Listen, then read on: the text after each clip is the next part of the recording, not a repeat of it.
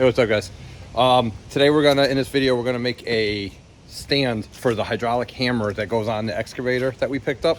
So it's basically a concrete block, but it has to weigh, the jackhammer weighs about 580 pounds and roughly, I know it's over 550. And so figure 580 pounds, and you're supposed to stand them up. It's better to have them standing up than laying down all the time. You can lay them down temporarily or for transport or at a job for a couple days or a week or whatever. But they say long-term storage, you want to stand them up. And plus it makes it a lot easier and a lot less space. And you won't run them over, hit them or anything like that, because you're pretty much putting them out of the way. So the machine, the attachment weighs over 550 pounds.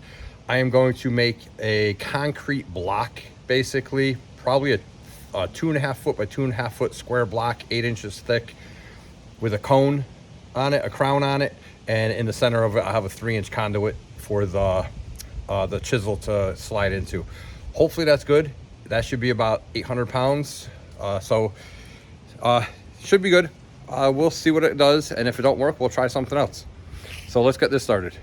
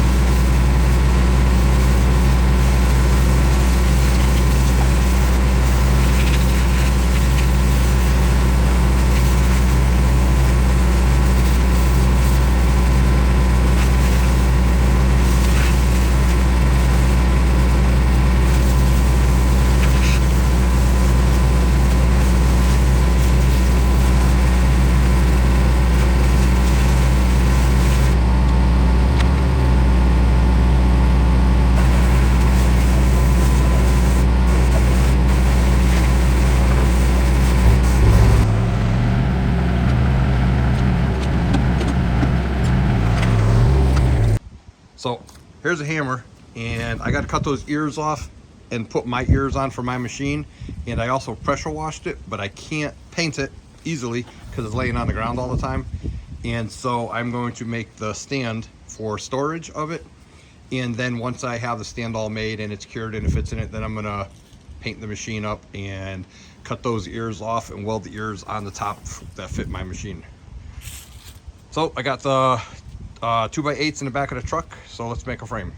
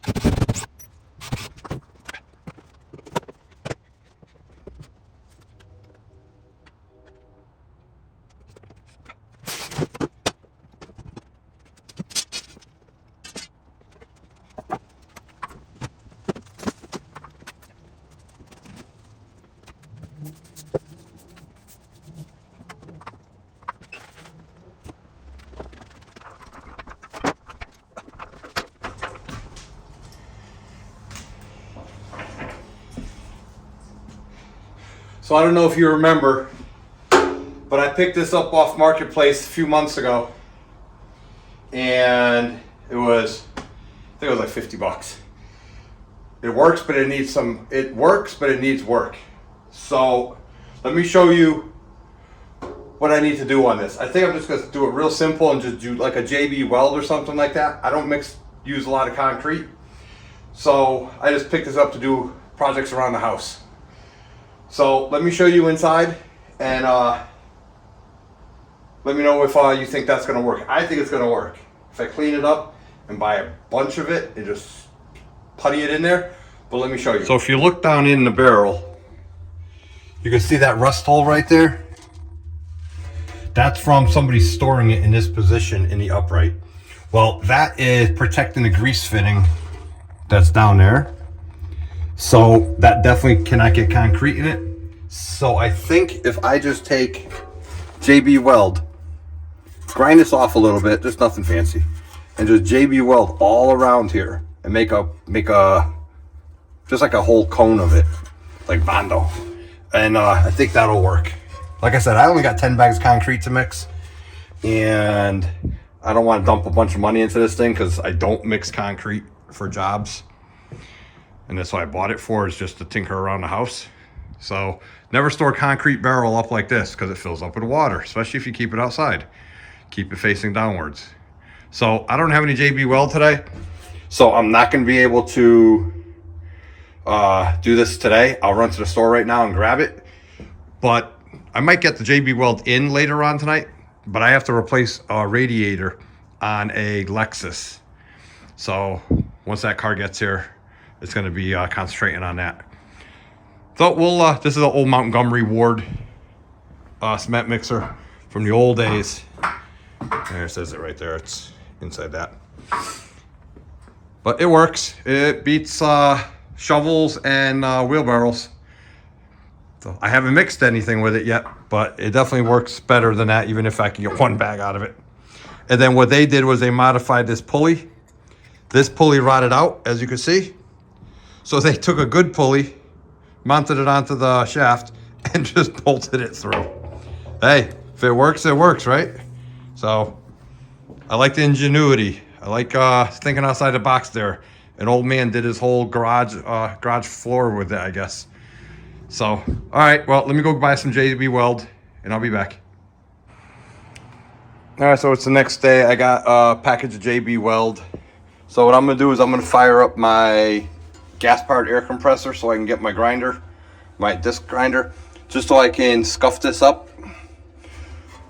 My electric air compressor died a few months ago, so let me get my gas-powered one up and running, and then I will clean up that rust before we JB Weld it.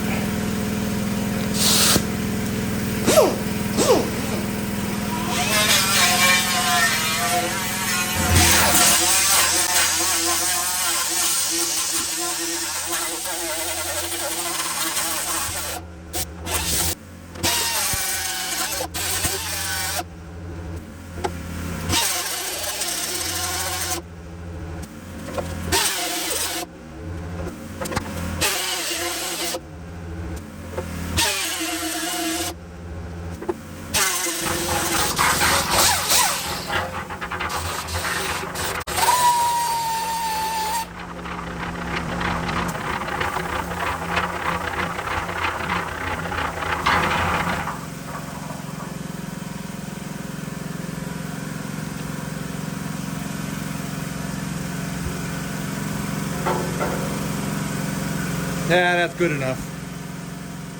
Let's get some JB Weld on that.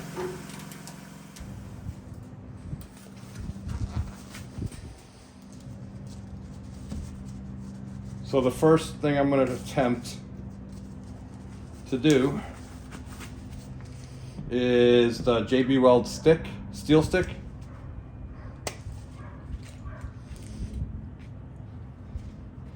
And try to make a whole thing out of this right over that.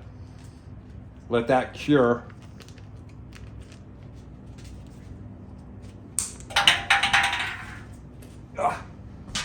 Let that cure, and then we'll cover it with the two-part epoxy JB Weld. So it's 2 parts, and it's putty. So basically what you have to do is you have to knead it, and this has to wear gloves. You knead it until it's a constant color. So it would be a darker gray, obviously, because you got black and light gray.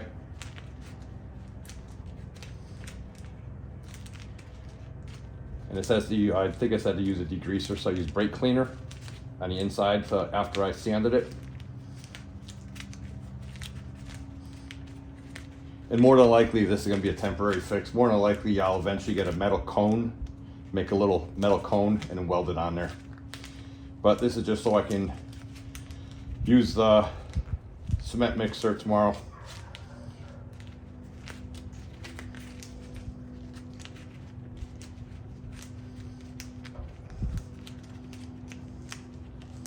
So that's pretty consistent, like that. And then you just basically form it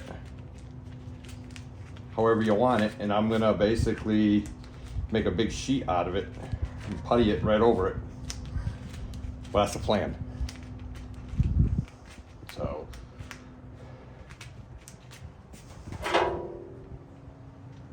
all right, let's get you in there.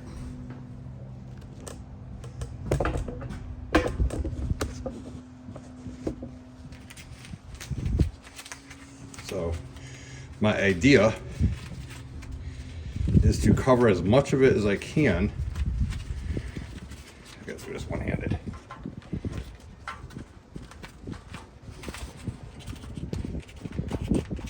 Like that.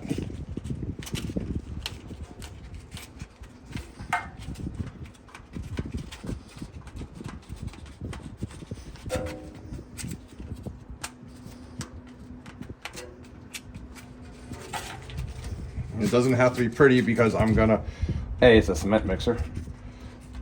B, I'm gonna cover this whole thing with their 2-part epoxy JB Weld. So right now I'm just gonna mash it in there onto the steel. See, there's a big hole down there. Let's see, can I steal something from here? Yeah. And this is more the other epoxy liquidy. This is obviously a paste or a putty, so it bridges the gap easy. How's that look?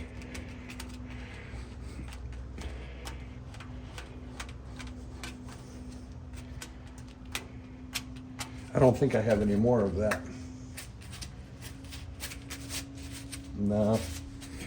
I should have brought another stick, but I didn't. But the putty or the epoxy stuff I'm going to use later on after this cures, I'll just fill all that in. This is just to protect the bearing that's in here because this rotates and there's grease in here, as you can see. And if the concrete goes in there, it's going to cover all the grease fittings, which are accessible from the outside.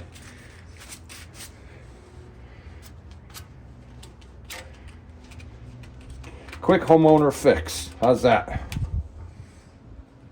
All right, let's see what the directions say. Huh. Directions aren't on this part. All right, so this is a product, the steel stick that we're using right now. Does all that. All right, so let's see. It says, cut and remove the required amount, wear gloves, press putty firmly into surface, or mix and wear gloves thoroughly, knead it together. I don't see where it says how long it takes to cure. Oh, up here. Sets in 3 to 5 minutes, and after 60 minutes can be drilled, tapped, machined, ground, filed, painted. Cures to a dark gray color. Is rated at strength of 4,000 PSI and withstand temperatures of 350. I don't have to worry about any of that. So that works. That'll be nice. So we're gonna let this cure for about an hour. When we come back in an hour, it'll be, according to the directions, it'll be fully cured. And then what we'll do is we'll mix this JB Weld and we'll put a whole coat over that entire area to actually thicken it up even stronger and fill in the little microscopic holes that I missed with the putty. So once that's done, and then this cures, tomorrow we will start mixing some concrete. I'm making that concrete pad for the excavator jackhammer, and I realized I had said I bought 2x8s. I bought 2x10s. I wasn't really sure, and I ended up buying the 2x10s by accident. Well, not by accident, but I last minute decision, impulse buy, and 10 bags of concrete. So at that rate, I'm over 1,000 pounds for that concrete slab at 10 inches thick, roughly. It's roughly about 150 pounds per cubic foot of cured concrete is what the average guide they say is. So what I'm gonna end up probably, I'm not sure, but I might end up making it a little bit smaller because there's no need for it to be 1,000 pounds. And I gotta be able to move it with my machine without causing damage. I just gotta move it once though. From wherever I pour it and cure it, I just gotta move it off to the side, stick it off in the side of the yard, and that's where the hammer's gonna stay. So I haven't decided if I'm gonna make it smaller, or what I was thinking of doing was, even though my side walls are 2x10s, cut it, only do it 8 inches and taper it up. And I made it 3 feet, roughly 3 feet by 3 feet. So it's a lot bigger than my 2.5 by 2.5 block that was going to be about 600 pounds, or 700, I think it was like 700 or 800 pounds.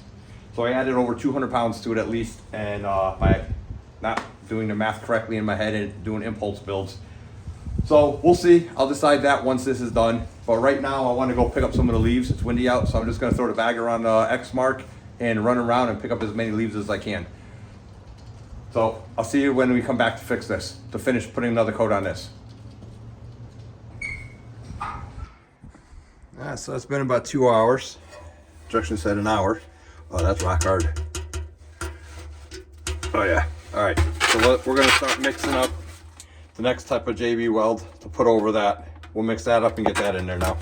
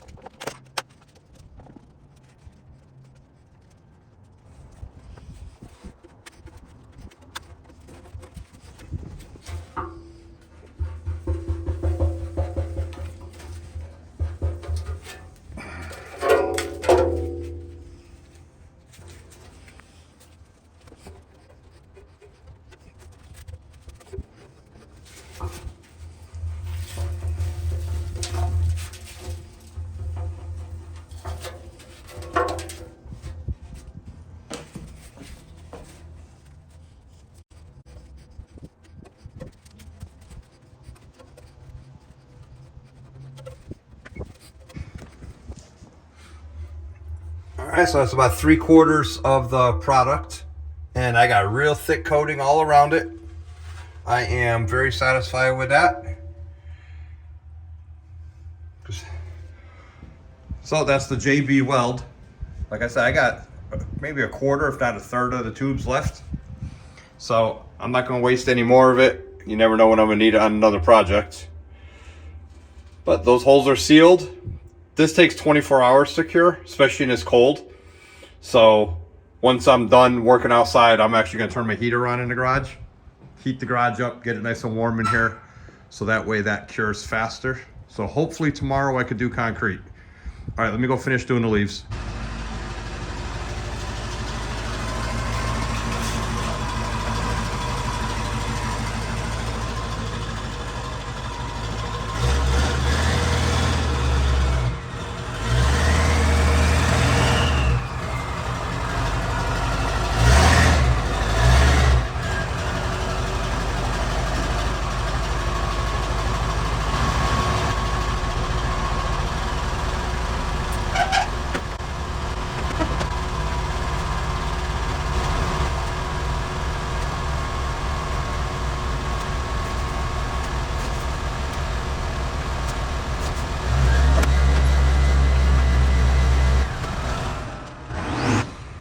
Okay, I got my 10 bags of concrete. Had to take them out of the truck because it's starting to sprinkle out. I got 10 80-pound bags, so that's 800 pounds.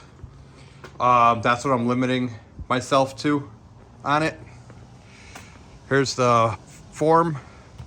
It's roughly 3 by 3 by 10 inches. And then with that center pipe, and then what I'm gonna do is I'm gonna put it in there and then crown it up. So I might even be 6 inches thick only on the sides. I'll mix it thick, and I'll cone it up around the 3-inch conduit tube there. So I need about 11 inches of conduit for the bit to fit in there. So hopefully that'll be tomorrow. You can see the raindrops on the ground now. I got an old piece of plywood on the bottom. It's just going to disintegrate anyway, so I didn't want to waste a new sheet. And I got a whole bunch of bent rebar right there, including 2 for hooks for a chain, for me to be able to pick this thing up with the excavator or the tractor to move it around when the jackhammer's not in it. All right, so that's it for today. Upcoming, in the looks for a video or an engine for this. This has a cracked engine, so I'll be putting a new engine on this and getting that going. That's one project. I have a replacement engine for this 7 gallon a minute pressure washer. It's more like a soft wash because it's a lot of volume, but it's only 1200 psi. And then also I am getting another engine for this John Deere GT275. I might take this engine apart first to see what's wrong with it, but as of right now, there's no compression in it at all. So if I could find a good used engine, I might just do that. we'll see. But those are some of the projects coming up. And then I still got to get my snowblower ready for winter. And I just did the leaves, so I got one more time I got to do my leaves before I winterize the X-Mark. All right, so that's it for today. I'm not sure if I'll continue this in another video or if I am going to make a whole separate video of mixing the concrete. But that'll be all cured by tomorrow morning or tomorrow afternoon. And then I will start mixing the concrete if weather allows. We'll see what the temperature is going to be. All right, see you when I come back.